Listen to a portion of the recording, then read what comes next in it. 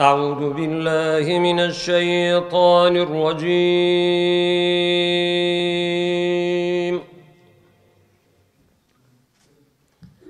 الأخلاء يومئذ بعضهم لبعض عدو إلا المتقين.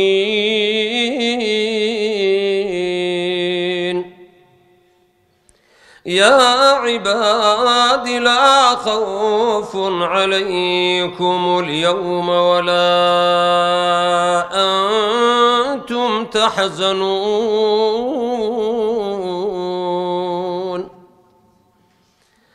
الذين آمنوا بآياتنا وكانوا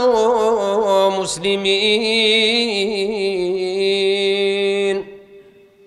ادخلوا الجنة أنتم وأزواجكم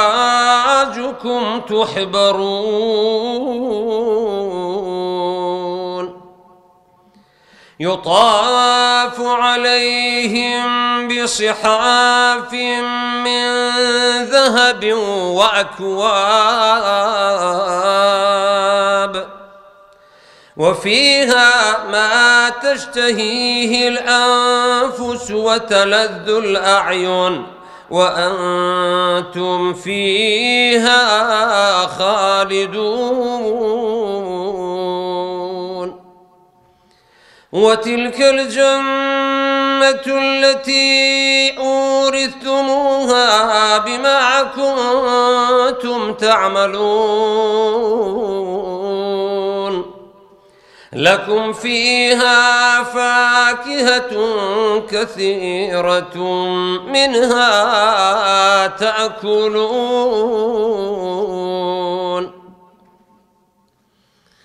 إن المجرمين في عذاب جهنم خالدون لا يفتر عنهم وهم فيه مبلسون. وما ظلمناهم ولكن كانوا هم الظالمين.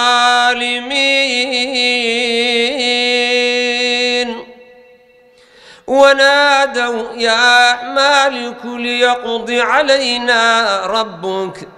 قال إنكم ماكثون. لقد جئناكم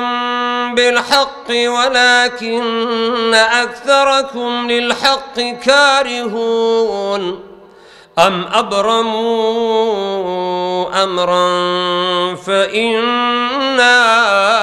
مبرمون.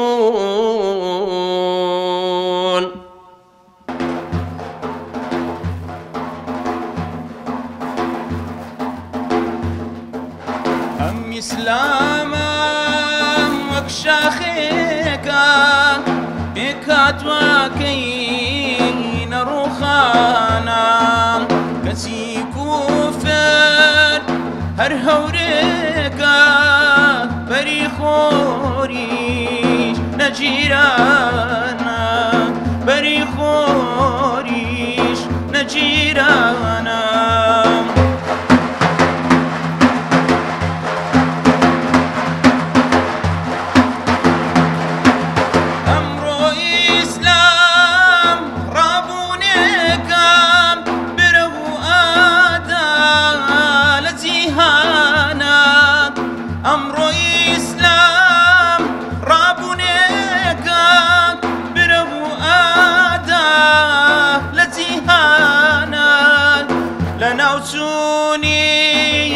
محالك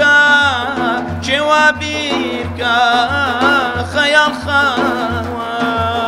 جوابيك خيال خوا.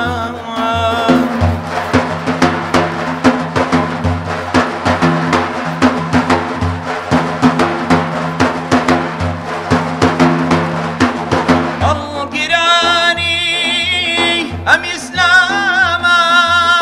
قوم لك تقيا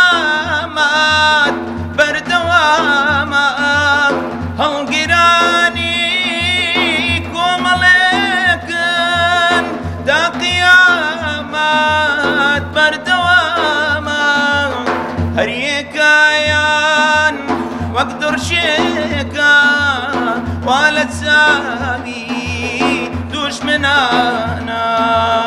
ولا تساوي دوش من انا امي سلامة وكشخيكا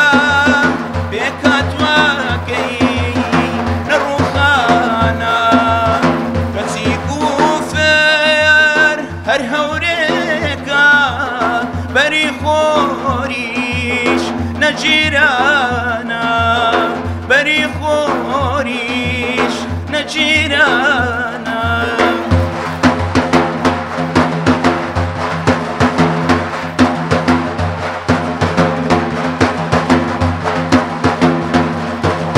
أمي سلامة عزتك قجزلاتي لقلناها أمي سلامة عزتك قجزلاتي لقلناها سرقوتني صلانك بهزاران خويني داوا بهزاران خويني داوا أمي سلامة وكشاخيكا بيكا تواقي نروخانا قتيكو فير هر هوريكا بري خوريش نجيرانا بري خوريش نجيرانا خوای گەورە پاداشتی جناوی کاکسەل عومەر بداتەوە. بەڕێزان ئێستاش گوێبیستی چەند وتەیەک دەبین لەلایەن بەڕێز مامۆستا حەسەن عەبدوڵڵاه با بەڕێزیان بفەرمووین.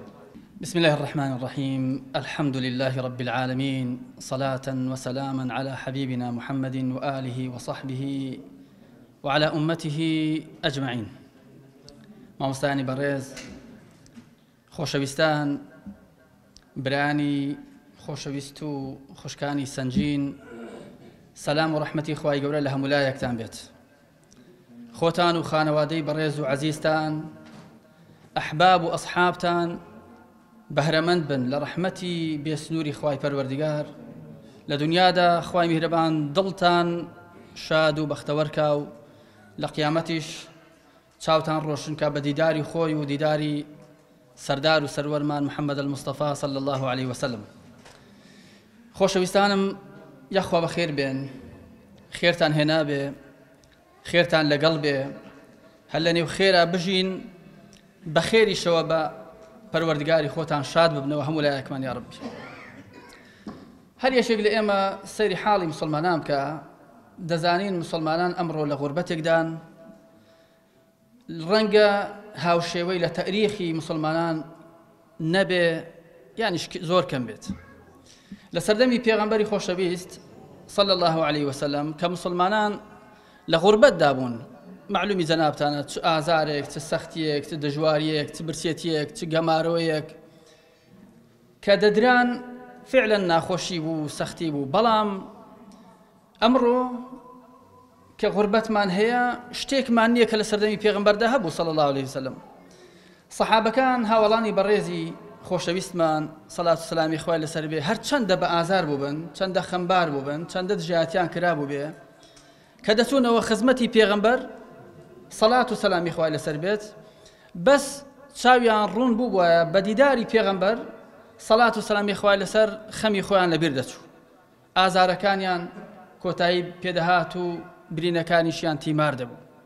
ئەمڕۆ ئێمە پێغەمبەرمان صلی الله عليه وسلم لەناودا نییە، بۆیە ئازاری ئێمە سەختترە، زەحمەتترە. کەسێک نییە لە خۆمان لە جنس و ڕەگەزی خۆمان بچینەوە خزمەتی بڵێن یا رەسوول الله ئەو ئازارمان، ئەوە خەفەتمان، ئەوە ناخۆشی و ناڕەحەتیمان. بۆیە خوا سبحانه وتعالى وەکو منەتێک لەسەر ئەصحابی خۆی ئەفەرمێ واعلموا أن فيكم رسول الله، کە رسول الله لەناوتان بوو منەتەشی گەورەی خوای پەروەردگار بوو، نیعمەتێکی گەورەی خوای پەروەردگار بوو. و حاڵێکی تریش کە مسلمانان زۆر ئازارەدا کە کاتی خۆی نەبوو، ئێستا زۆرە مسلمانان پەرتەوازن، دەبینن هەر کەسە و بە مەسلەکێک، بە مەشرەبێک، بە ڕەنجێک خۆی نمایش دەکات و ئیتر مسلمانان لەکتری دەخوێن و دژایەتیەکی زۆر لە نێو مسلماناندا هەیە لە حاڵێکدا کە دژمنی شەرق و غەربی ئیسلام لە ئیسلام کۆبووەتەوە لە مسلمانان کۆبووەتەوە هەموویان ڕاجیاوازەکانیان وەلاناوە دژمنایەتیشان لەبیر چووە لە بینی خۆیان هاتوون یەک دەنگ و یەک ڕەنگن لە ئاستی مسلمانان دژایەتی مسلمانان دەکەن مسلمانانیش لە نێو خۆیانە پەرت و بڵاو هەر کەسێ بە دوای ناوێک کەوتووە و ئەویان خۆی پێ حەقە و بەرامبەرشی پێ ناحەقە ئەویش ئازارێکی تر و سەختترە بەڵام شتێک بەڵکو چەند شتێکی زۆر دڵخۆشکەرمان دەکەن دڵمان زۆر خۆشەکەن ئەگەرچی ئەوەی کە باسیشم کرد هەیە بەڵام ئەوەی کە زۆر زۆر دڵت خۆشەکە هەر یەشێک لە ئێمە لە حاڵی خۆی لە دەرونی خۆی کە قسە لەگەڵ خۆیەکە مای دڵخۆشیتی ئەوەیە دەڵێ الحەمدولله من بەناخەوە بەدڵەوە دەڵێم ئەشهەدو ئەن لا ئیلاهە ئیلا الله و ئەشهەدو ئەنە محەممەدە ڕەسوول الله خوای دەناسم شوێنکەوتەی پێغەمبەر محەممەد المستەفام صلی الله عليه وسلم دڵت بەوە خۆشە بیت قل بفضل الله وبرحمته فبذلك فليفرحوا هو خير مما يجمعون بفضل خوای دڵمان خۆشە بەرەحمەتی خوای دڵمان خۆشە الحمد لله خوای پەروەردگار ئێمەی خستووەتە سەر شاڕێگەیەک ئەم ڕۆژ پێغەمبەری خوا لە ناومان نەبێت ڕۆژێک دادێ بە دیداری دەگەین ان شاء الله تعالى بە خزمەتی دەگەین سەریشمان بەرز دەبێ چونکە لە دنیادا لەگەڵ ئەو هەموو سەختی و ناخۆشیانە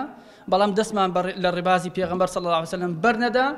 و سەرمان بەرز بوو کە شوێنکەوتەی ئەو ڕەسوولە خۆشەویستەین صلات و سلامی خوای گەورەی لەسەر بێ سوپاس بۆ خوای ئێمە لە وڵاتێک دەژین کە هەمووتان دەزانن زیاتر لە من دەزانن چ دزیەک و چ گزیەک و چ فەساد و خراپەکاریەک دەکرێ تۆی مسلمان سەهمت نییە لەو خراپەکاریەدا ئەو فەزلی خوای نییە لەو هەموو بەد حاشاکم بەد ڕەوشتەی کە هەیە لەو هەموو خراپەکاریەی کە هەیە لەو هەموو لادانە کە هەیە لەو هەموو زوڵم مستەمە کە هەیە ماڵ خواردن و مافخوراندن کە تۆ بەشت نییە ئیمزای تۆی پێوە نییە دەنجی تۆی لەگەڵ نییە ئەوە مای ئەوە نییە کە دڵت خۆش بێ بەتەکید نیعمەتی خوایە بەس لەوانەی هەستی پێ نەکەین پێغەمبەر موسی فەرمووی ربي بما أنعمت علي فلن أكون ظهيرا للمجرمين پەروەردگارە بەوەی کە نیعمەتت کردو بەسەرمدا پشتیوانی مجرم مستەمکاران نیم ئەوەش نیعمەتێکی گەورەی خوای پەروەردگارە سبحانه وتعالى یا ربی خوای پەروەردگار کە کۆمان دەکەیەوە ئاوا بەم جۆرە لەسەر سەفرەی خواناسی یا رب العالمین داوات لێ دەکەین ڕۆژی قیامەتیش لە فردەوسی ئەعلا لە خزمەت محەممەد المستەفا بەڕازی بوونی خۆت کۆمان کەیتەوە بە خۆشەویستان و ئەحباب و خێزان و خانەوادی هەموو لایەکمان بمان کەی بە سەربازێکی ئەم ئیسلامە دڵمان خۆشکەی بەم دینە و جوندیەکی مەجهول بین خزمەتکاری قورئان و مسلمانان بین جارێکی تر هەموو لایەکتان بەخێر بێن خوای گەورە بتان پارێزێت والسلام عليكم ورحمة الله وبركاته أي رابني راستقينا أي سرورم بيشوام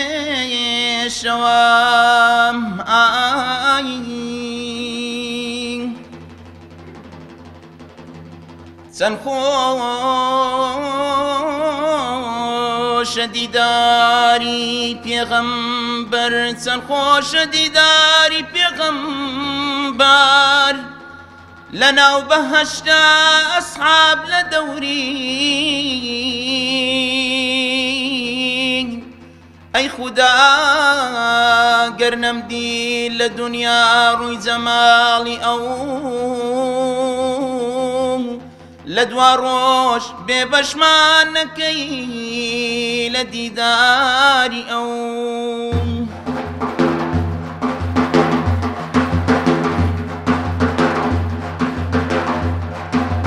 رابري ريقي راستي أي رابري شيني من أي رابري ريقي راستي أي رابري شيني من رابرو بيغامبرو همسار ورو خوشي جنم رابري ريقي راستي أي رابري شيني من رابري ريقي راستي أي رابري شيني من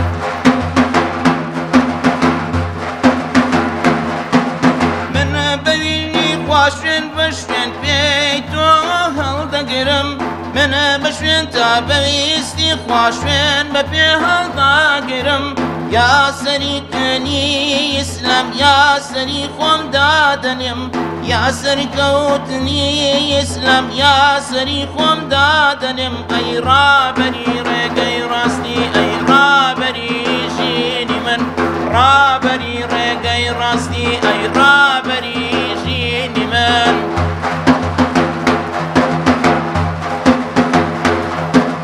لا مزروي آوي فردوس لم أسلم على الشرهلم تا مزروي آوي فردوس لم تا مزروم نشاننم رابري رقي راستي أي رابري جيني من رابري رقي راستي أي رابري جيني من رابرو بيغامبرو همسار ورو جيني من رابري رقي راستي أي رابري جيني من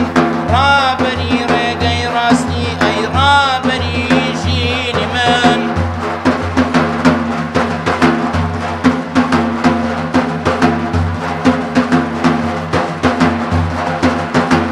دا مزروي آوي فردوسم أستمال الشريالم مسلماني چي بزرگم بزاري خوشم دلم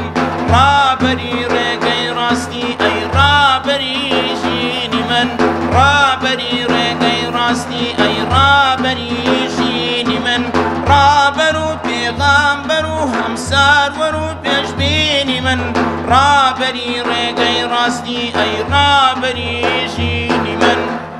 بەڕێزان ئێستاش گوێبیستی چەندوتەیەک لەلایەن بەڕێز کاوشتار مەجید سەرۆکی فراکسیۆنی کۆمەڵی ئیسلامی لە پەرلەمانی کوردستان و ئەندامی ئەنجومەنی سیاسی کۆمەڵی ئیسلامی دەکەین با جەنابیان بفەرموون. بەناوی خوای بەخشندەی میهرەبان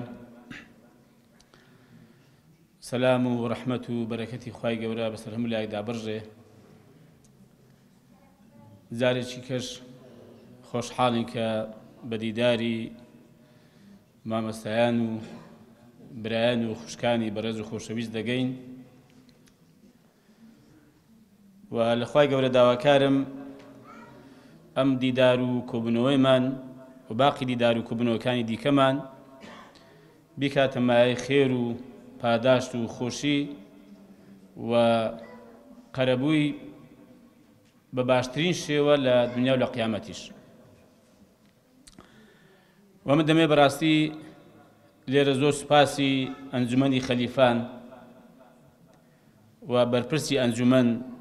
و کارژێڕانی ئەنجومەن ئەندامانی ئەنجومەنی خەلیفان بکەم کە ناوە ناوە ئاوا زەحمەت دەکێشن ئەم دیدار و کۆبوونەوانە ڕێک دەخەن کە بێگومان یەکتر بینین و بە یەکەوە کۆبوونەوە و دانیشتن یەکێکە لە بابەتە گرنگ و پێویست و پڕخێر و بەرەکەتەکانی نێوان موسڵمانان. خوا پاداش ئەنداتەوە دەست و چاویان خۆش بێ و خوای گەورە بەرەکەتی مادی و معنەویان بەسەردا بڕێژێ و خوا پاداشتی مامەستا حەسەنیش بداتەوە کە دیارە ئەویش پشک و بەشی هەبووە لە ئەوە کە ئەم خەڵکە لێرە کۆب بێتەوە یاخوا سفرە و خوانیان هەر بەرەکەتدار بێ و ئاوادان بێ ئینشاءڵڵا. خوشکوانی و برایانی بەڕێز و خۆشەویست ئەمن بابەتەکە دەکەم بە دوو بابەت. بەشی یەکەمیان باسی ئەوە دەکەین کە سەرفرازی لە بەدواکەوتنی پێغەمبەری خوایە سەڵاسەمی خوا لەسەر بێ. بەشی دووەمیش بە کورتی تەرخان دەکەین بۆ هێندێک لە هەڵوێستەکانی فراکسیۆنی کۆمەڵی ئیسلامی لە پەرلەمانی کوردستان و لەگەڵ هەڵسەنگاندنمان بۆ پەرلەمانی کوردستان. بابەتی یەکەم کە دیارە بێگومان سەرفرازی لە بەدواکەوتنی پێغەمبەری خوایە سەڵاتسەمی خوای لەسەر بێ کە خوای گەورە لە سوورەتی ئەنفالدا دەفەرمێ يا أيها الذين آمنوا استجيبوا لله وللرسول إذا دعاكم لما يحييكم واعلموا أن الله يحول بين المرء وقلبه دفرمي أي أوانك برواتن هناوا بدم بانگوازی خوا و پیغمبری خوا و بچن صلاة والسلام خواه لسر بێ بۆ شتێک کە پێی زیندوو دەبنەوە واتە ژیانی ئەوەی تێدایە سەرفرازی ئەوەی تێدایە بەختەوەری ئەوەی تێدایە واتە بە دوانەکەوتنی پێغەمبەری خوا یا بەدەم بانگەوازەوە نەچوونی پێغەمبەری خوا کە خۆی لەو شەریعەت و بەرنامە و ڕێبازەکەیدا دەبینێتەوە بێگومان بەدبەختی بەدوادادێ ماڵوێرانی بەدوادادێ و هەرچی دەرد و ناخۆشی و گرفتاریەکانی کە مرۆڤ تووشی دەبێ لە ژیانیدا هەمووی لەوەیدا سەرچاوە دەگرێت کە مرۆڤ ئەگەر بەدوای پێغەمبەری خوا نەکەوت سەڵ وسلمی خوای لەسەر بێ و ئەم ڕێبازەی هەڵ نەبژارد و پێشیەوە پابەند نەبوو بە شێوەیەکی هاوسەنج و ڕێک و پێک ئەوە گومانی تێدا نییە کە تووشی بەدبەختی و تووشی ماڵوێرانی دەبێت. چۆن ژیان لە بەدواکەوتی پێغەمبەری خوادا هەیە سەڵات وسلمی خوای لەسەر بێ پێغەمبەری خوا بەکردەوە فێری کردوین کە ئێمە تەنها و تەنها ملکەس و گەردەنکەسی خوای پەروەردگار بی کە لە چەندەقێکی قورئانی پیرۆزدا پێغەمبەر و پێغەمبەران سەڵات و سەلامی خوای لەسەر بێ هەمیان ئەم حەقەتیان دووپات کردوتەوە قل إنما أنا بشر مثلكم يوحى إلي أنما إلهكم إله واحد کە بێزگە لەوەی کە پێغەمبەران جیاوازیان لەگەڵ غەیری خۆیان بریتی بۆ لەوەی کە وەحیان بۆ هاتووە بەڵام پێشیان گوتون چی یعنی کاکڵە و نێوڕۆژی وەحیەکە چی بووە بریتی أنه لا إله إلا أنا فاعبدون خاطر دەفەرمێ پێیان بگەێنن پێیان ڕابگەین کە هیچ پەرستراوێک نییە بێزگە لە من و تەنها ملکەس و بەنداجی بۆ من کەن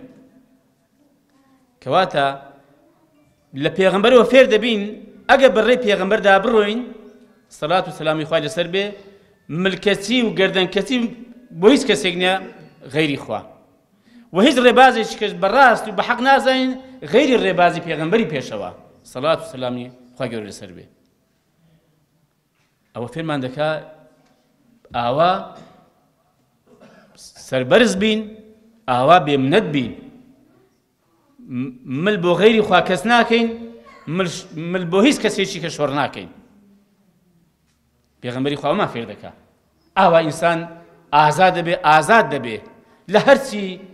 پەرسترا و معبودی کەی بە ناحەق هەیە کە دیارە بەر لەوەی پێغەمبەری خوا ئەم پەیامە مبارەکە بێنێ خەڵک داریان دەپەرست بەردیان دەپەرست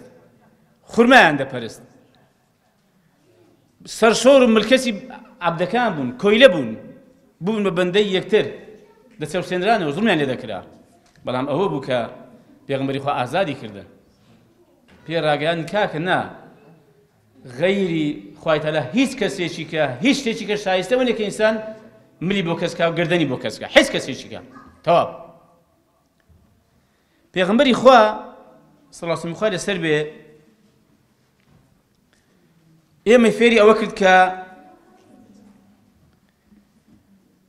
ئێمە دادگەر بین لەگەڵ هەموو کەس و جیاوازی لە نێوان مرۆڤەکان نەکەین لە هیچ شتێکدا هەر وەک چۆن لە قورئاندا کە خوای گەورە دەفەرمێ وإذا حكمتم بين الناس أن تحكموا بالعدل إن الله يأمركم أن تؤدوا الأمانة إلى أهلها وإذا حكمتم بين الناس أن تحكموا بالعدل أو فرما من بيدك كأمانة كان وك خوي كوك شون أمانتك رادسي كسيدك لبيويستا وك خوي أو أمانة رادسي خاونك بكاتوا ده فرمي آوا أمانة كان رادسي خاونك بكنوا كخوايا يا أجر بيوندي با خلقه هو بي آوا رادسي خلق بكنوا أمانة الدين هي أمانة بابتي كهي غير الدين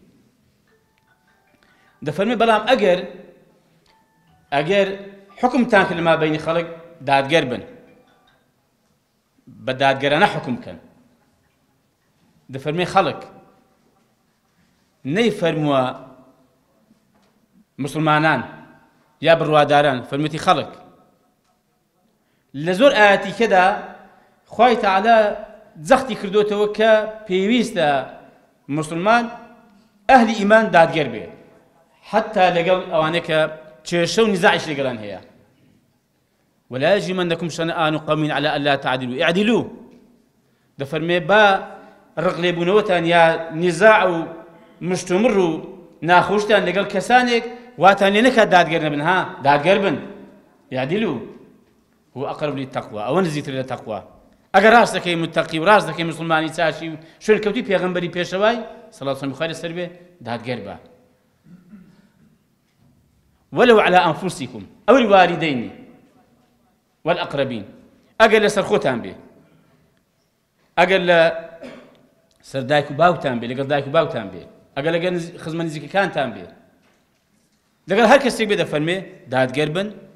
وعادل بن نكن خوان خواسته بملا دابرون يا بولا دابرون ريكو راست كاكا ربازي پیغمبري پیشوا صلى الله عليه وسلم خواسته به ما فردكا وەکو باسم کرد فێرمان دەکا کە ملکەسی غەیری خوا نەبین و خاوەن عزت بین و خاوەن کەسایەتی خۆمان بین تەماشاکەن ڕوبعی کوڕی عامیر ڕەزا و ڕەحمەتی خوای لەسەر بێ کاتێکی یعنی مرۆڤ بە ئیسلام و بەڕێوە بچێ و شوێنکەوتی و ڕێبازی پێغەمبەر بێ سەڵات و سەلامی خوای لەسەر بێ بزانە داخوا چۆن باسی ئەوە دەکا کە خوای تەعالا بۆ ئەمانەی ناردووە بۆچی پەیدا بوون چیان لە خەڵک دەوێ یەشێک لەو قسانێک کە ڕوبعی کوڕی عامیر بە ڕۆستەمی گوتی چی گوتی إن الله ابتعثنا لنخرج العباد من عبادة العباد إلى عبادة رب العباد ومن جور الأديان إلى عدل الإسلام ومن ضيق الدنيا إلى سعة الدنيا والآخرة دەتوانم بڵێم يعني پوختەی شریعەت لەم سێ جوملەیە کۆبووەتەوە ئەوە کە سەرەتا باسمان کرد پێغەمبەری پێشەوا صلی الله علیه و سلم فێری کردین مل بۆ غەیری خوا کەس نەکەین و ژیانیش لەوەدا هەیە کە ئینسان و دوای پێغەمبەرەکەی کەوێ سەرفرازی لەوەیدا هەیە کە ئینسان بە دوای پێغەمبەرەکەی بکەوێ دەفەرمێ ئێمە گوتی باشە ما جاء بكم گوتیوە بۆچی هاتون کاکە ستان دەوێت وازمان لێنان لە کۆڵمان نابنەوە ستان دەوێت کاکە ئایا ئیسلام دین بۆ هاتۆ شەڕ بە خەڵک بفرۆشێ چێشە لەگە خەڵک پەیدا بکە سەری خەڵک بێشێنێ ڕێ بە خەڵک بگرێ خەڵک بچە بسێنێتەوە نا طبعا وە لە کاتێکیدا بوو کە دەزانن کە دەوڵەتی فارس شەڕی بە ئیسلام دەفرۆشت ڕێی لێ دەگرت کێشەی بۆ دروست دەکرد نوێنەرەکانی دەکوشت اینجا ئەویش پێی گوتی دەزانیت ئێمە بۆچی هاتوین گوتی بۆچی گوتی بابە ئێمە بۆی هاتوین یعنی هەڵ نەچووە لە کاتێکدا کە دەسەڵاتی هەبوو سوپایەکی باشی لەگەڵ بوو و پشتیشی بەخوای خۆی قایم بوو و سەریش کەوت لە شەڕدا بەڵام مەغرور نەبوو ئەم تێکنەچوونی هاوسەنجی زۆر گەنگە موسڵمانانی بەڕێز و خۆشەویست لە حاڵەتی شەڕ لە حاڵەتی ئاشتی لە کاتێکدا کە فشار لەسەرە لە کاتێکدا کە سەرکەوتووی لە کاتێکدا کە شکاوی حاڵەتی هاوسەنجی لەدەست مەدەن حاڵەتی مەبدەئی لەدەست مەدەن مەبادیەکانی خۆتان مەدۆڕێنن لا نەدەن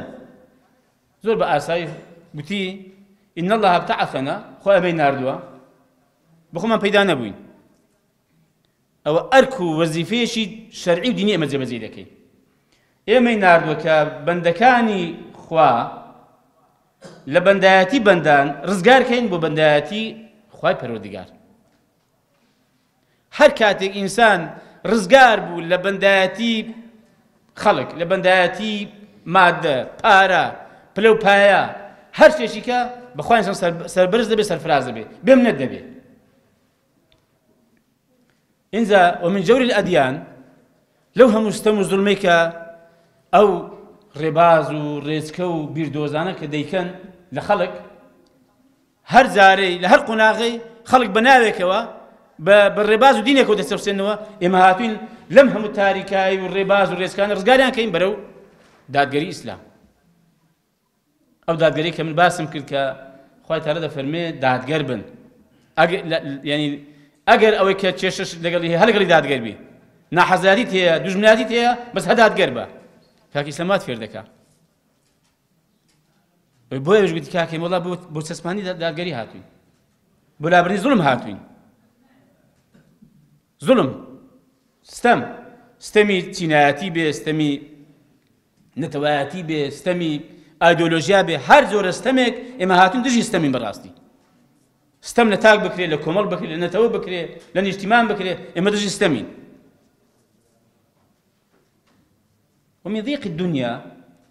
لو بیرکردنەوە لە چوارچێوەی ئەم دنیا تەسک و تریسکەدا کە مرۆڤ دیسانە کە دەکاتە بەندە لەم چوارچێوە تەسکە بیر بکاتەوە بخولێتەوە ئاواتەکانی ئامانجەکانی هاتوین لەم چوارچێوە تەسک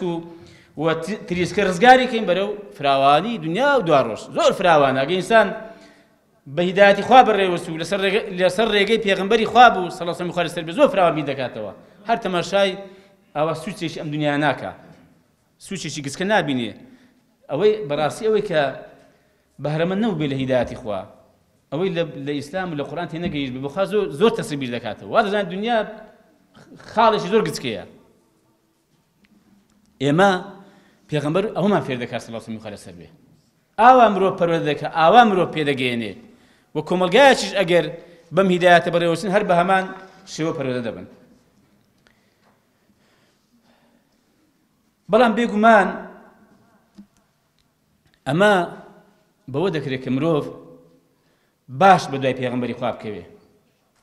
سەڵات و سەلامی خوا لەسەر بێ چاک شوێن پێی هەڵبگرێ بەداخەوە بەشێکی هۆکاری دواکەوتنی مسلمانان و ژێردەستەییان و هەندێک جار دەستەمەبوونیان بۆ ئەم لاولا بۆ ئەحزاب بۆ حکوومەت بۆ خەڵک بەڕاستی دەگەڕێتەوە بۆ ئەوەی کە باش بە دوای پێغەمبەری خوا نەکەوتوین صلی الله علیه و سلم لەسەر بێ شوێن پێویمان باش هەڵ نەگرتووە زامان مەبەستم شوێن پێ هەڵگرتنی ئەو مەبەستم هێندێکی جوزئی نییە مەبەستم کاکڵەی قەزێک هەیە یعنی ساغبوونەوە بۆ خوای پەروەردگار و ڕاست و ڕێک بە دوای پێغەمبەری کەوتن بە شێوەیەکی فراوان و هاوسەنگ ئەوە بەڕاستی وامان لێ دەکات کە ئێمە ئەو کۆمەڵ و ئەو خەڵکە بین کە ئەم ئاین و بەرنامە لەسەردەستی ئێمە خوای پەروەردگار حەز بکە ئینشاءڵڵا خوا پشتیوان بێ ببوژێتەوە بەڕاستی گەشە بکە و ببێتە چەتر و سێبەر بۆ خەڵک لە بیندا بحەسێتەوە و خەڵک لەبەر سێبەریدا بەحەوێتەوە بۆیە تەماشاکەن ئەوانەی پێش ئێمە چۆن بە دوای پێغەمبەری کەوتون صلی الله علیه و سلم لەسەر بێ ئەمە نمونەی گچکە و سادە دێنمەوە بەڵام ینی نیشانەی چاک بە دواکەوتنی ئەو پیاوە گەورانەیە و باش بەڕێداڕۆیشتنی پێغەمبەری خوایە سەلات و سەلام و ڕەحمەت و بەرەکەتی خوای گەورە هەر بەسەر دابڕژێ ئیمامی ئەبوبەکر دەفەرمێ لست تاركا شيئا كان رسول الله يعمل به عليه الصلاة والسلام إلا عملت به دەفەرمێ هیچ شتێکم بەجێ نەهێشتووە کە پێغەمبەری خوا کرد بێتی إلا كردوما وإني أخشى إن تركت شيئا من أمره أن أزيغ فرموي والله يم دترسم أجر شتيكم للريشويني وفراموش كرد بي سرم لي بشوي قمراب مولادم توشي زيغ ببن كاكا أو بياوانا أها بونا بياوا جورا يعني بياوي جورا سركردي جورا أها بأسان دروس دبي يعني هر لخو دروس نبوه باش برای پیغمبری دارویش صلی الله علیه و سلم سر به ڕحمان بە قوربانی بێ دەجێڕنەوە عەبدوڵای کوڕی ماعومەر دەجێڕتەوە ئیبن عەباس دەفەرمێ ڕۆژێکی لە خزمەت پێغەمبەری خوا بووم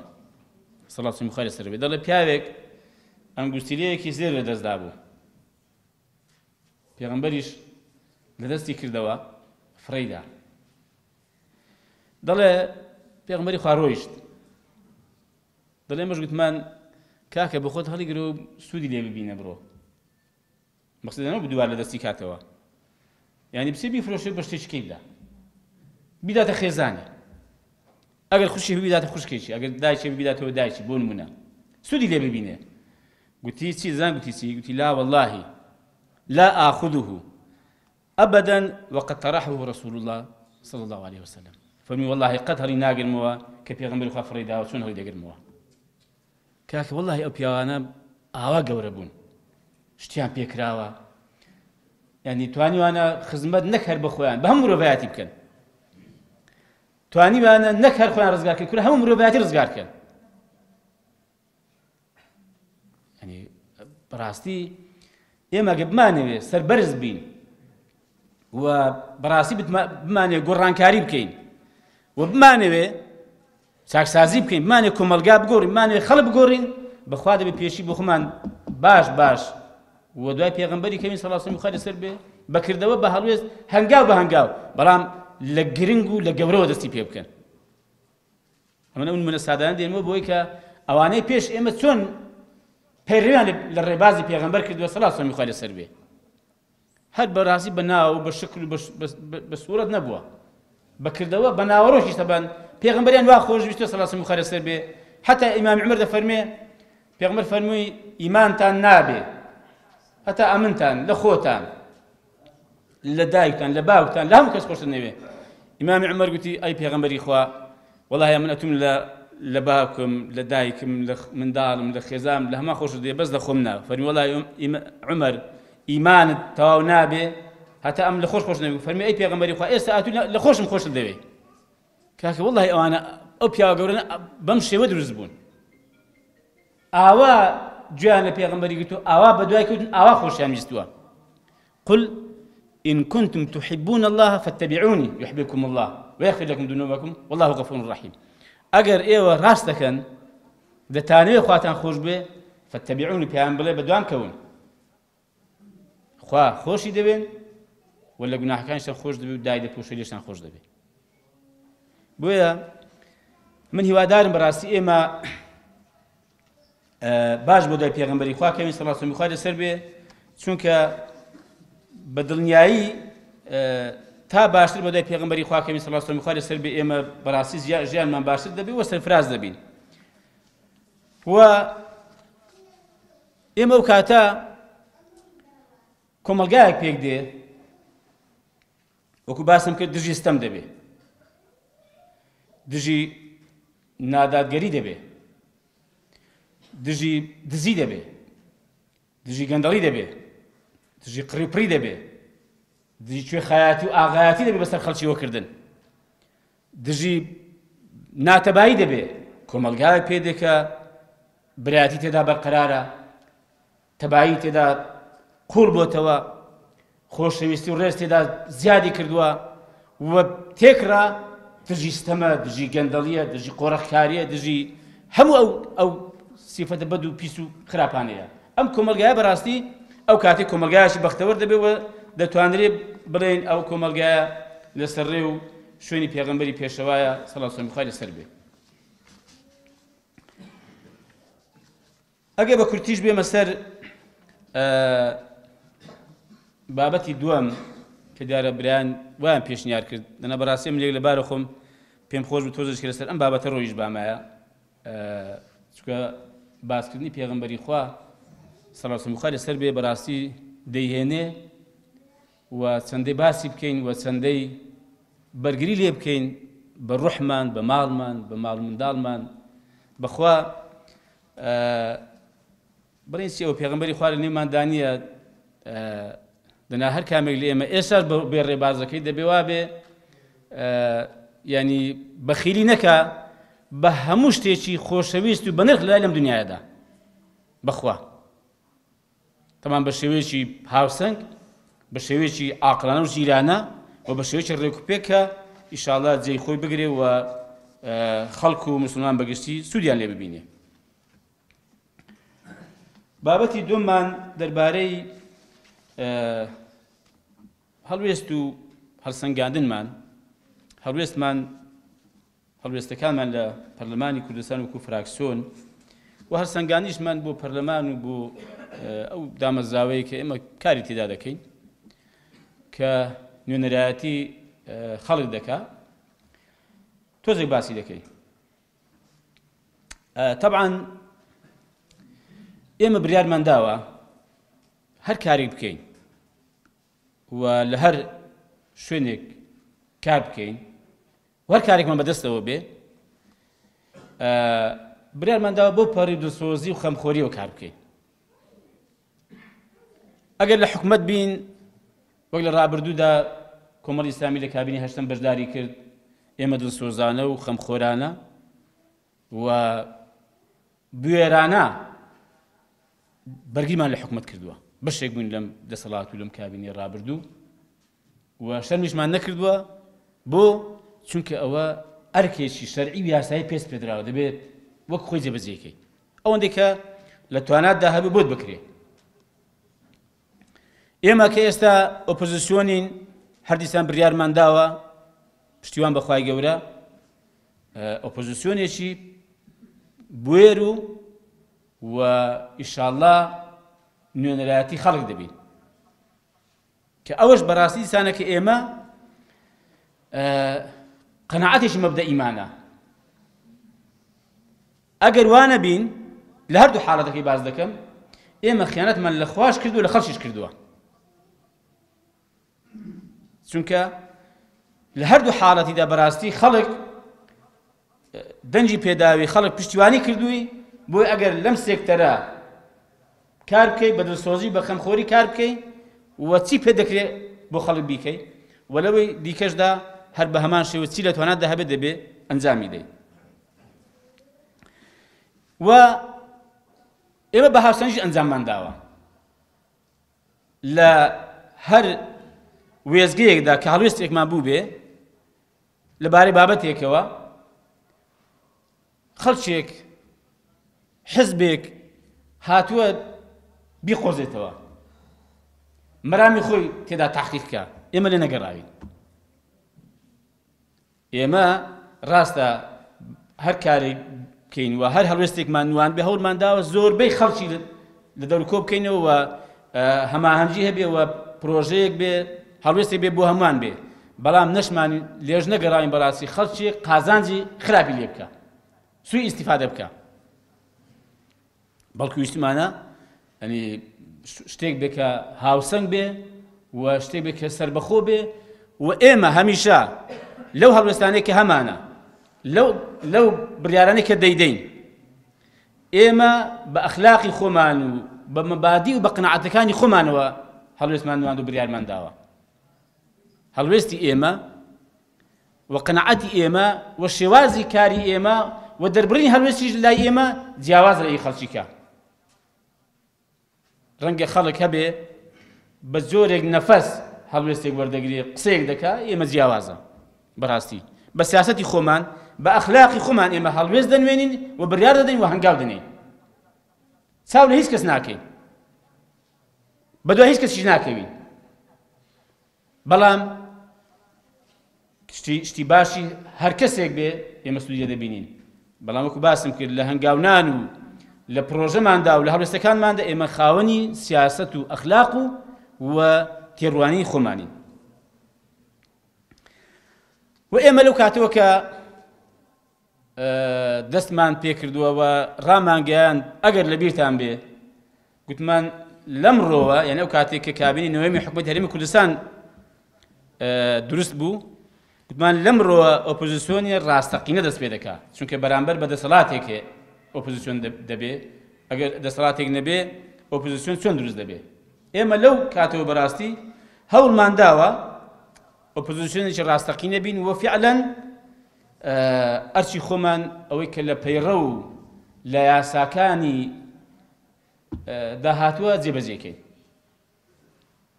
پەیڕۆ و یاسا بۆیە کاتێک لە بابەتی پرساندندا خەڵکێک گوتیان کاکە ئەمە دوژمنایەتی و دژایەتیکردنی حکومەت و سەرۆکی حکومەت و ئەوانەیە ئێمە گوتمان کاکە بۆ دوژمنایەتی و دژایەتیە هەر بەو پەیڕەوەی کە لە پەرلەمان پەسەند کراوە لایەنەکانی دەسەڵات خۆشیان تێدا بوون پەسەندیان کرد و دەستیان بۆ هەڵبڕیوە ئێمە هەر بەو پەیڕەوەی کارمان کردووە و هەر ئەو پەیڕەوەی کە پارێزبەندیان پێ لەسەر سۆران عومەر لابردووە ئێمە هەر بۆ پەیڕەوەی کارمان کردو پرساندنمان کردووە بۆ بانێک و دوو هەوایە کاکە ئێمە بۆیە بەڕاستی بڕیارماندا ئۆپۆزیسیۆنیشی ڕاستەقینە دەبین و ئۆپۆزیسیۆنیش ئینشاڵڵا بوێریش دەبین ئەوەی کە دەسەڵاتی ئێمە بێ و لە پەیڕەوی داهات بێ لە یاسا بەرکارەکان داهات بێ ئێمە لەسەری دەڕۆین و بەڕاستی لە بەرگریکردن لە خەڵکیش کە لەسەر مافی خەڵک بۆ چونکە لەسەر بابەتی لێبڕی سەدا 21 موچەی موسە خۆران بووە ئێمە نە پاشەکشە دەکەین بەڕاستی و نە لە هیچ شتێکیش و نە لە هەڕەشە نە لە چاوسورکردنەوە نە لە تەماعبەردان لە هیچی سڵ ناکەینەوە وەی شتێک لەمانەش بەڕاستی لە هەڵوێستەکانمان و لە قەناعەتەکانمان لامان نادا و ناشمەوەستێنێ بۆی ئێمە بڕیارێکی مەبدەئیمان هەیە کە بەرژەوەندی خەڵک بەگشتی لە شوێ بوو بێ ئێمە هەوڵمانداوە لەوێ بین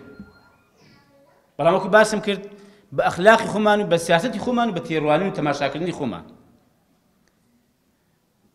بۆ نمونە لە پرۆژەی چاکسازیدا ئەو پرۆژەی چاکسازی ئێستا ئەو حکومەت دەیەوێت کاری لەسەر بکات ئێمە کە زانیمان لە بەرژەوەندی فەرمانبەران نییە و بەرژەوەندی موسەخۆران نییە ئێمە زۆر هەوڵماندا کە بەم شێوەی نەبێت بۆ نمونە هەوڵماندا کە جارێک چاکسازی با لە داهاتی شەمە نەکە لە خەرجی و لە خەرجەکەش تەنها با لە موسە نەبێت لە موسەش تەنها با لەی خانەنشینان نەبێت بۆ نمونە نیان کرد باسی داهات نەبوو یعنی لەو پرۆژە چاکسازی کە بۆ معلوماتە زۆر نەقورستانە چونکە باسی داهاتی تێدا نییە ئەتو باسی ئەم هەموو داهاتە ناکە کە لە هەرێمی کوردستان هەیە ئەم هەموو بەرمیل نەوتەی کە بەڕێ دەکەی کە پارەکەی بە تەواوی دیار نییە و ئەو هەموو داهاتی ناوخۆ ئەو هەموو داهاتی خاڵە سنوورەکان ئەوەی کە لە عێراقەوە بۆ دێ ئەوەی کە لە هاوپەیمانانەوە بۆ دێ ئەتو باسی ئەمە نەکەی کە ئەم داهاتانە بێ کۆ بکەیەوە و ڕێشی خەی بەڵام باسی ئەوە بکەی کە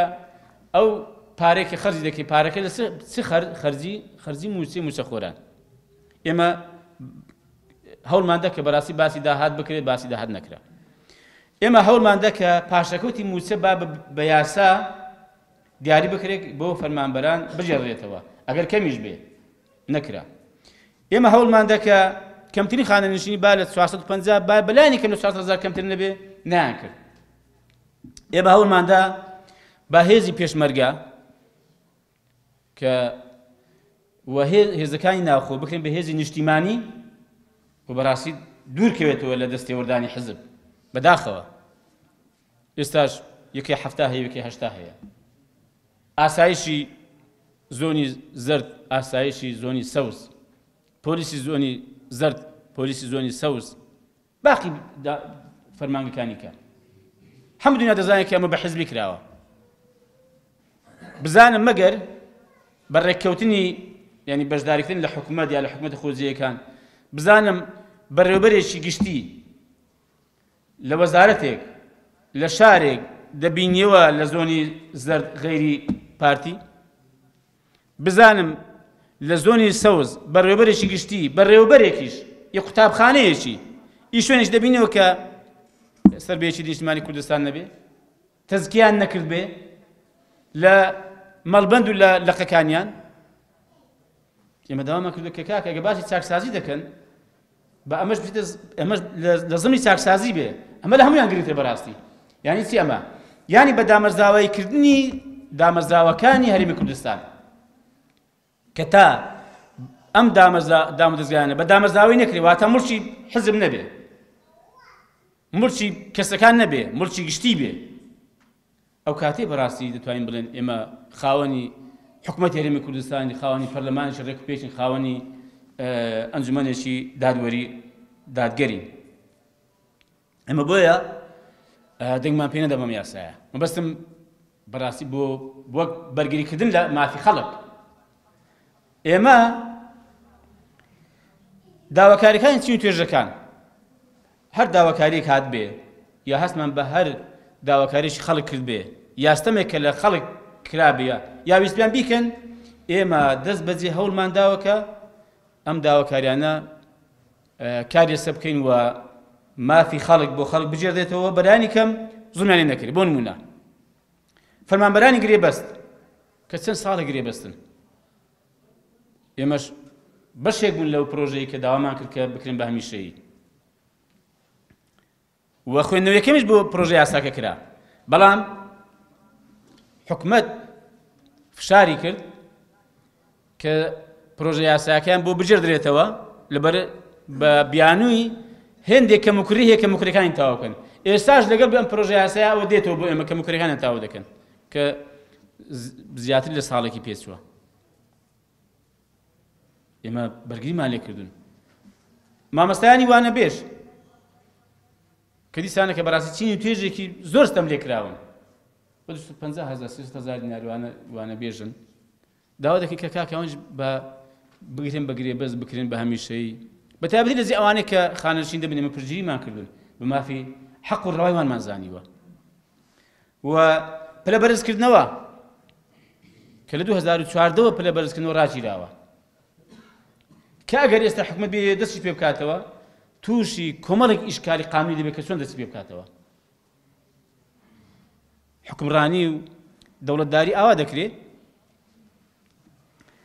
ئێمە هەمیشە دژی ئەوە بن کە خەڵک لەسەر ڕادەربڕین لەسەر گرتبوونەوە و لەسەر خۆپیشاندان دەژیر بکرێت ولەو بارانش و بەڕاست زۆر هەوڵمان داوە و لەگەڵ هەموو ئەو پرۆژانەش بەشدار بووین لەگەڵ هەموو ئەو هەنگاوانە بووین کە دژی دەستگیرکردنی خەڵکە لەسەر ئازادی ڕادەربڕین و لەسەر گرتبوونەوە لەسەر خۆپیشاندان لەسەر مافێکی ڕەوای خۆی نەک هات بێ پەڵک بە حکومەت بگرێ نەک هات بێ خۆپیشاندان و گرتبوونەوەی سیاسی بکە بۆ ڕاماڵی دەسەڵات نەبووە بۆ داواکردنی مافێکی خۆی بووە موسەخۆرە بە 2 مانگ موسەی پێدا بە لێبڕینیشەوە تەبەن یا هەردوو دەکا کە موسەکەم لە کاتی خۆیدا بمدێ و لێشی مەبڕە ئەین سێم دامایەتی ینی خەڵک بژیرێ لەسەری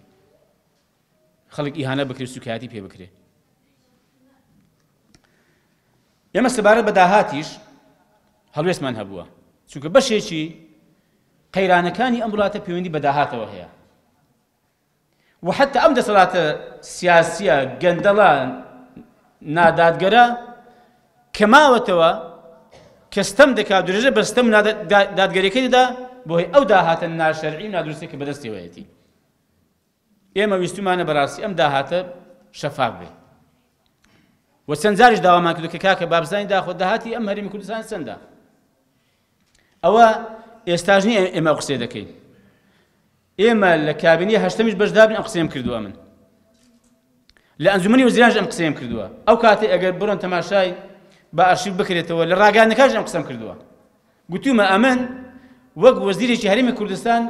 ئەمن نازانم داهات چەندە چیزا ئەو خەڵکە فەقیر و هەژارە بزانێت داهات چەندە حکومەتیش نازانێت بۆ معلوماتتان حزبی دەسەڵاتداریش هەردوو حزبەکە ئەوانش هەمویان نازانن چەند کەسێک لەم دوو حزبە دەزانن داهاتی هەرێمی کوردستان چەندەوە چی لێ دەکەن بۆ ئێمە گوتومانە داهات تا ڕوون نەبێ ئێمە بڕوامان وایە کە داهات زۆرە تا ڕوون نەبێ بڕوامان وایە کە زۆرە ئەی باش ئەم هەموو دام دەستگای حیزبانە بەچی بەڕێوە دەبن ئەم هەموو کەناڵە حیزبانە بەچی بەڕێوە دەبن ئەم هەموو خەڵکە حیزب پارە دەین بەچی بەڕێوە دەچن کاکە خۆیشی حیزب ڕانەوەستاوە کەناڵەکانی ڕانەوەستاوە خەرجیان ڕانەوەستاوە بەچی بەڕێوەی دەبن ئەو حزب ئێستاش دەگەڵ بێ پارە دەبەخشێ بۆ کۆنسێرتێک و بۆ گۆرانی بێژێک و بۆ ئافرەتێک لە دەرەوە لە لوبنان لە ئەوروپا دەیهێنن گۆرانی پێدەڵێن پارەیان دەنێ کاکە خۆ بە پارە دەنێ خەڵکە لەکوێیان بوو ئێمە پێمان وایە داهات زۆرە و بە هێندێ داهاتاش کە ئێمە لە لامانە بەڕاستی پێمان وایە داهات لە هەرێمی کوردستان بەشی موچە و بورجە دەکا ئەگەر ئەو داهاتە هەمووی بۆ خەڵک بێ نەک بۆ حزب نەک بۆ منە ماڵە ئەگەر ئەم داهاتە لە دەستێکی ئەمین بێ نەک لە دەستی دز و گەندەڵ بێ. ئەگەر ئەم داهاتە بە شێوەیەکی دادگەر بەسەر هاوڵاتی هەرێمی کوردستان دابەش بکرێت، ئێمە ئەو کاتە بڕوامانوێت داهات هەرێمی کوردستان بەشی موچە بوزێ هەرێمی کوردستان دەکات. و ئێمە لەم ڕۆژەوە پێشنیارمانداوە تا حەداشمان کردووە بابێن داهات هەرێمی کوردستان بۆیە ماوەی 1 ساڵ بە مەرجی کە دەستنێن نەڕێمان ئازاد بین لە بڕیاردان لە کۆکردنەوەشی و لە چاکسازی تێداکردنیشی. ئێمە بەرپرسیاری لەوەی کە ئەگەر ئەم داهاتمان بەشی موچە بوزێ هەرێمی کوردستان نەکرد، بۆ ئێمە شەڕیشمان لەسەر ئەو بابەتە کردووە. بەڕاستی بەردەوامیشی چونکە پەیوەندی بە ژیان و گوزەرانی خەڵکەوە هەیە و پەیوەندیشی بە درێژە پێدانی ئەم دەسەڵاتە ستەمکارە هەیە. بۆیە ئێمە هەر ستەمێک لە هەر سێکتەرێکەوە بکرێ، لە هەر کەسێکەوە لە هەر ڕوێکەوە ئێمە بە ئەرکی خۆمانمان زانی و کە لەسەری وەدەنگ بین.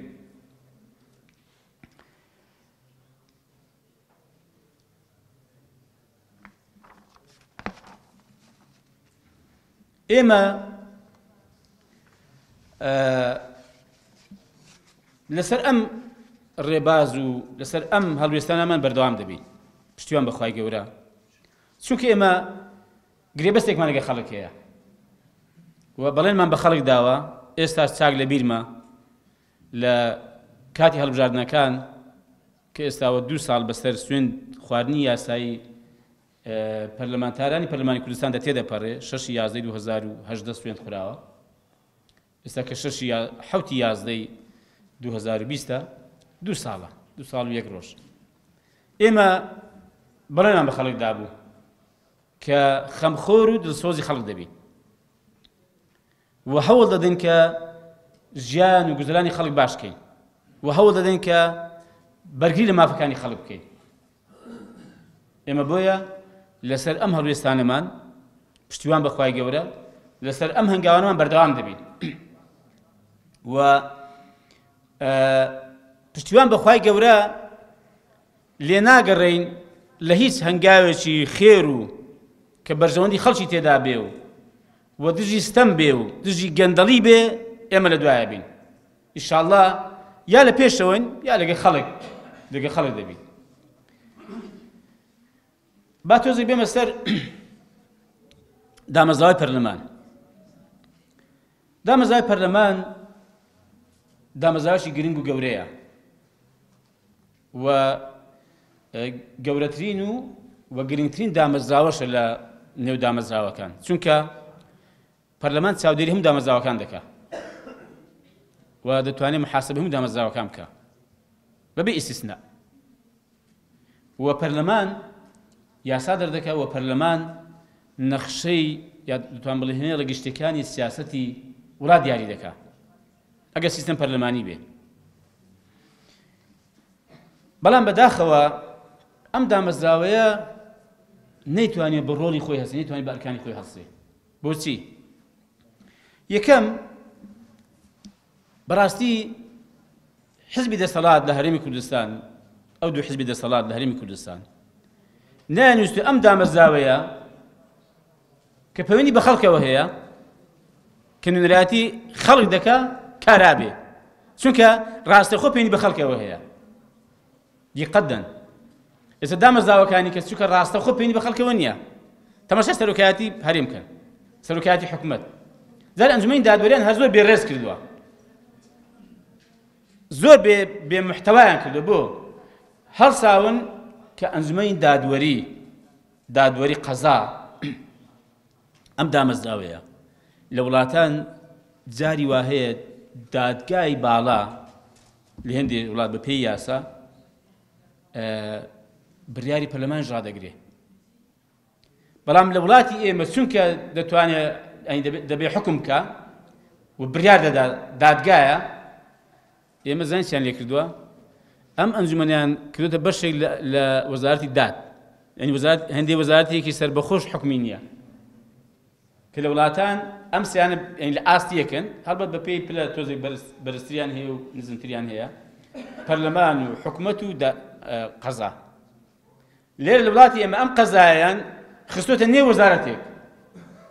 وەزارەتێکی داد کە بەڕاستی ئەویش نەیتوانیوە کە بە ڕۆڵی خۆی هەستێ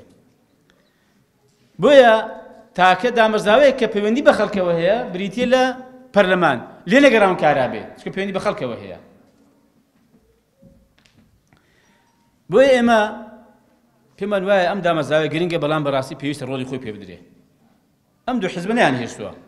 کارا بێ بە ئەرشی خۆی هەستێتە بان بەڵام ئایا ئەمە وا دەکات کە ئێمە بە ڕۆڵی خۆمان هەڵنەستین ئەمە وا دەکات کە ئێمە ئەرشی خۆمان جێبەجێ دەکەین بێگومان نەخێر یعنی ئەگەر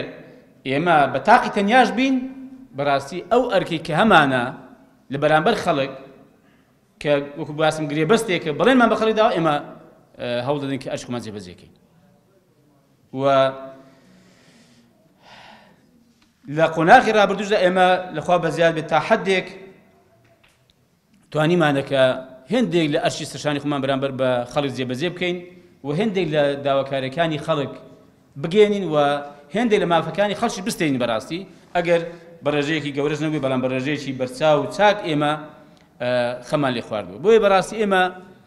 پێمان وایە کە دەتوانین کە ڕۆڵی کاریگەری خۆمان هەبێ و ئینشاءڵڵا ئەم ڕۆڵ و کاریگەری و ئەم ئەرکانی خۆمان باشتر جێبەجێ دەکەین و سوپاس بۆ خوا کە پشتیوانێکی باشیش هەیە هەر لە ناو پەرلەمان ناو فراکسیۆنەکانی بۆ ئەم هەڵوێستانێکی ئێمە نواندوومانە و پشتگیریمان کراوە لە قۆناغە جیاجیاکان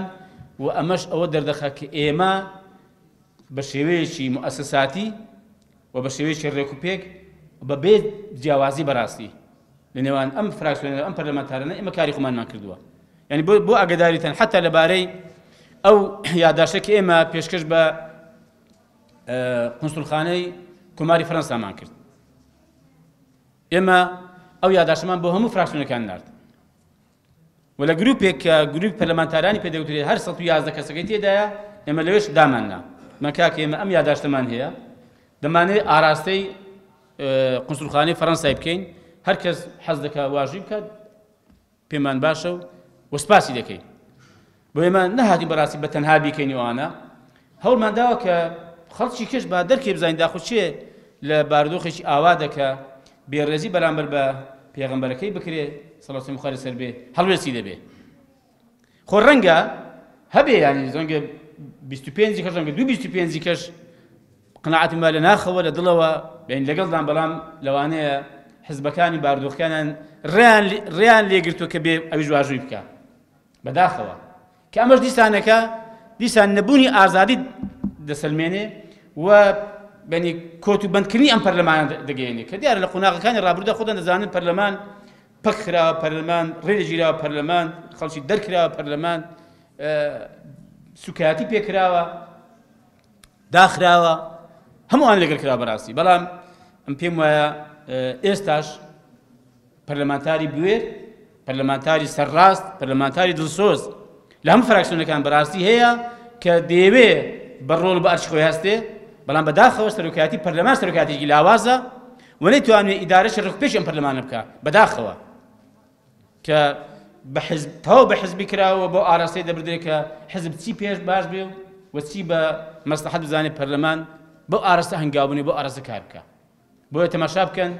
ئەو یاسانەی کە پەسەند دەکرێن لە ساڵ 2019 تەنها 4 یاسا پەسەند کراوە ئەویش بەشی زۆری ئەوانە کە حکومەت ناردێتی ئەی بەشی خەڵک ئەو کە پەنی بەژیانی خەڵکەوە هەیە پەیوەندی بە مافەکانی خەڵکەوە هەیە بۆ ئێمە پشتیوان بەخوای گەورە لە بەشی خۆماندا ئەوەندەی کە پەیوەندی بە ئێمەوە هەبێ ئینشاءڵڵا هەڵوێستی گونجاومان دەبێ و بەش بە حاڵی خۆمان لەو بەشەی کە پەیوەندی بە ئێمەوە کارا دەبێ و هەمیشە لەسەر ئەم ڕێباز و ئەم بەرنامەی ئینشاءڵڵا بەردەوام دەبێت ئەمە دووبارە خۆشحاڵم بە دیداری هەموو لایەکتان یاخۆ ساغ و سەلامەت بن و سەرفراز بن وخوای گەورە تەوفیقمان بدا و پشتیوانیمان بکە بۆ هەر کارێک بۆ هەر هەڵوێستێک بۆ هەر کردەوەیەک بۆ هەر بەندایەتیەک کە خوا بۆ خۆی پێی خۆشە و لەسەر ڕێ و ڕێبازی پێغەمبەری پێشەوایە سەڵات و سەلام و ڕەحمەت و بەرەکەتی خوای گەورەی لەسەر بێ وصلى الله على النبي الأمي محمد وعلى آله وصحبه وسلم.